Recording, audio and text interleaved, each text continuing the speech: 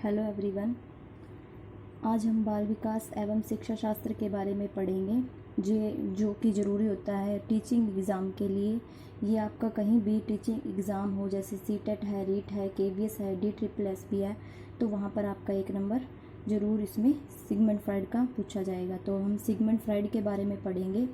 Sigmund Freud ने जो सिद्धांत दिया था वो दिया था मनोविश्लेषणवाद का सिद्धांत, और 1856 में इन्होंने दिया था।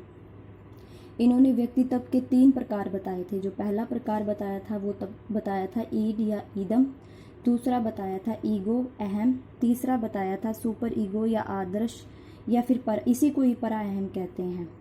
और इन्होंने मन के भी 3 प्रकार बताए थे। पहला था अचेतन मन, जिसे अनकॉन्शियस माइंड कहते हैं, दूसरा था अर्धचेतन मन, तीसरा था चेतन मन। ठीक है, जो चेतन मन है ना, ये जो मन है, पहली बात तो ये जन्मजात होता है और ये 90% के नियम पर निर्धारित है, और इसी को ही आनंद का नियम कहते हैं, इसी को ही जन्मजात मन कहते हैं। यही मन जो है पूर्वजों से प्राप्त है। आक्रमणकारी भी मन यही कहलाता है हमारा अचेतन मन। अचेतन मन के अंदर क्या होता है? भावना होती है, संवेग होती है, मूल प्रवृत्तियाँ होती है, यौन ऊर्जा, दमित इच्छा। देखो, दमित इच्छा किसे कहते हैं? जो इच्छाएं पूरी नहीं हो सकती ना, जो इच्छाएं पूरी नहीं होती वो इच्छाएं अचेतन मन में चली जाती है। ठीक है, उसी को ही दमित इच्छा कहते हैं। असामाजिक मन है, अनैतिक मन है, अमर्यादित मन है, तो ये सारे के सारे अमर्यादित मन है, तो ये सारे के सारे अचेतन मन के अंदर चले जाते हैं। ठीक है, दूसरा है हमारा अर्धचेतन मन, जिसे हम इंग्लिश में कहते हैं सेमी कॉन्शियस माइंड। ये हमारा अर्जित मन होता है, जो हम समाज में रहकर दूसरे लोगों से सीखते हैं। ठीक है, इसी को ही वास्तविकता का नियम कहते हैं। इसमें जो व्यक्तित्व काम करता है वो ईगो काम करता है, यानी कि अहम काम करता है। ये मध्य अवस्था है किसकी? ईदम और आदर्श अहम की, इसकी ईड की और सुपर ईगो की मध्यम अवस्था है। कौन? ईगो।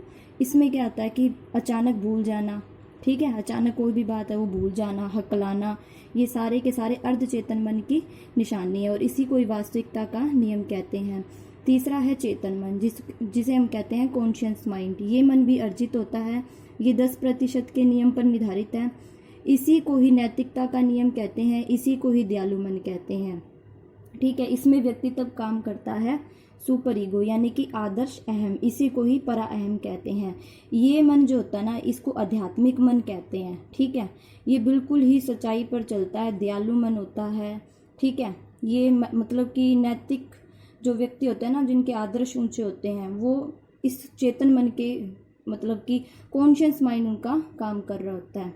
एक एग्जाम्पल लेते हैं जिससे तीनों आपको समझ आ जाएंगे। जैसे कि एक व्यक्ति है, उसको भूख लगी हुई है, तो उसने देखे कि दुकान पर कुछ सेब पड़े हैं। ठीक है, तो उसने सोचा कि मैं, उसके पास पैसे नहीं है, उसने सोचा कि मैं चोरी कर लेता हूँ। ठीक है, चोरी का जो उसके अंदर भाव आया ना, वो जो भाव आया वो अचेतन मन में आया उसके। ठीक है, यानी अनकॉन्शियस माइंड में। फिर उसको लगा अगर मैंने चोरी की तो मैं पकड़ा जाऊंगा, मुझे मार भी पड़ सकती है, या फिर मुझे पुलिस को भी दे देंगे ये। तो ये जो भावना आई है उसकी अर्धचेतन मन में आई है। ठीक है, ये सेमी कॉन्शियस माइंड ने काम किया है उसका। ठीक है, और उसके बाद उसने सोचा नहीं, मैं तो नहीं करूँगा चोरी, चोरी करना तो पाप है। ठीक है, ये तो अमर्यादित चीज़ें हैं, मैं तो नहीं करूँगा भाई ऐसा पाप। तो उसके मन में क्या आया? आध्यात्मिक, मतलब कि उसका मन काम कर गया एक, ये चीज़ें तो पाप है, ये तो अमर्यादित चीज़ें हैं, ये तो मैं नहीं करूँगा। तो उसका कॉन्शियस माइंड काम कर रहा है। ठीक है, तो इसमें बस ये 3 चीज़ें, ये चीज़ें थी, व्यक्तित्व के अंग बताने थे। सिगमंड फ्राइड ने बताया था कि 3 मन